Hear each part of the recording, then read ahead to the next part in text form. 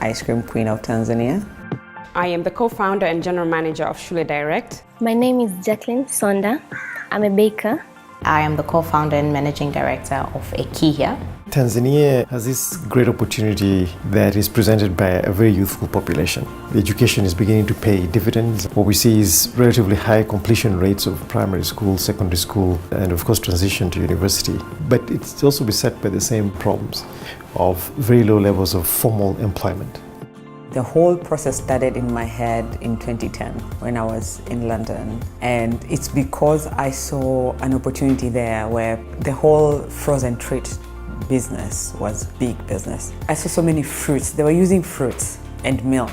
And I figured, we have that at home, so why not do it? Interestingly, my background is in project management. The interest for us was technology, especially the internet technologies. And the idea was, how can we leverage existing technologies to improve access to qualified learning resources for all teachers and students in Tanzania? When I started out, so my first job was in a sales department, taking in orders and doing sales, and I kind of felt like this is not for me. A friend of mine really wanted to start a company, and she had been talking for about 4 or 5 years, and finally in 2014 I was like, okay, let's do this, let's start talking.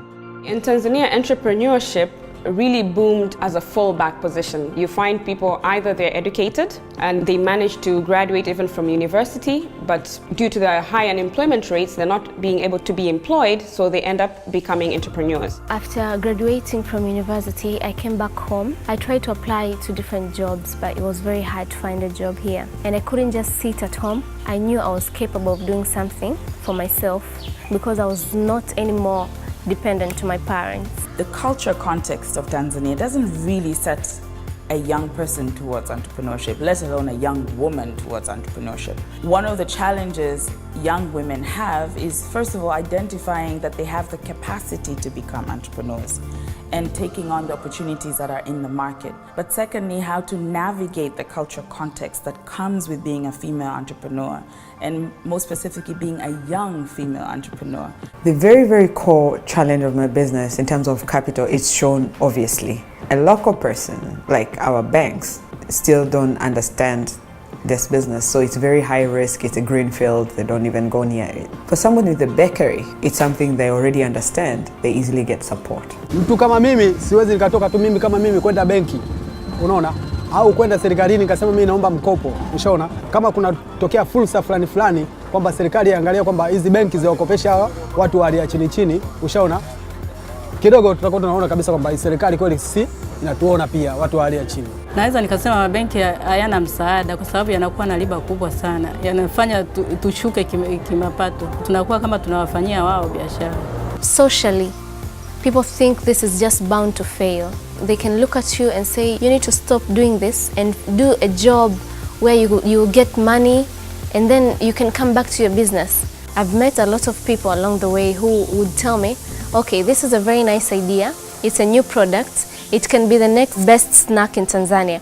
But your business is still very small. You can't really progress from this. You need first to find money.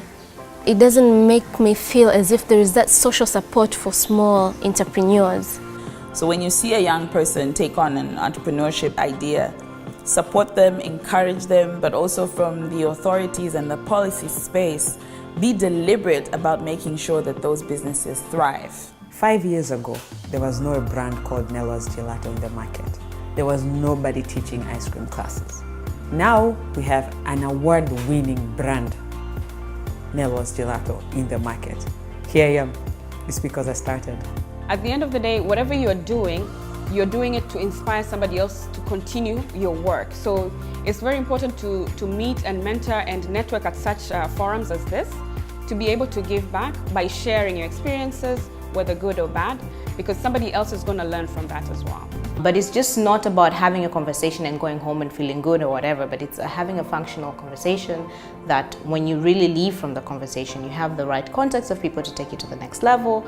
You have seen somebody, if you're in the same level that, okay, I've never been able to access finance, then maybe you need to have a different approach because somebody else wasn't able to access finance, but they did this and they did that and they did that, and they were able to access finance. I didn't have, or still do not have, a lot of money that I would say my business has a lot of money. No, I have started small, but I can see myself growing. That's the main thing for me, progress. So I'll just advise them to start. And if they're very dedicated into it, they will see progress. And that will be their only journey they will need to do. So the future is bright. The aspirations of young people is spot on. What we have to do is to support them to realize those ambitions.